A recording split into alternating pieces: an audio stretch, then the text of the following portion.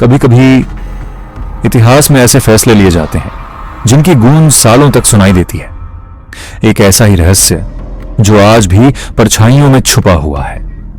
क्या वाकई किसी बड़ी राजनीतिक बातचीत में ऐसी जानकारी साझा हो गई थी जो नहीं होनी चाहिए थी? वक्त था जब भारत और पाकिस्तान के रिश्ते सबसे ज्यादा तनावपूर्ण दौर में थे। सीमा के उस पार रिसर्च एंड एनालिसिस विंग के एजेंट्स खामोशी से काम कर रहे थे।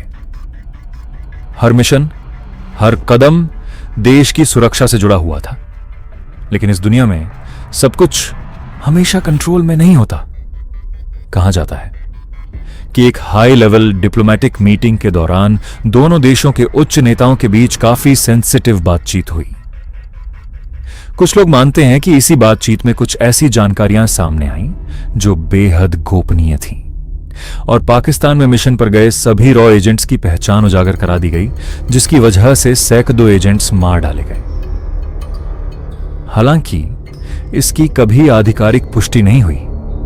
अगर ऐसी जानकारी बाहर आ जाए तो उसका असर सिर्फ कागजों तक सीमित नहीं रहता, क्योंकि हर एजेंट एक असली इंसान होता है जिसकी एक पहचान, एक परिवार और एक जिंदगी होती है। और अगर उनकी पहचान उजागर हो जाए तो खतरा सिर्फ मिशन का नहीं, उनकी जान का भी होता है।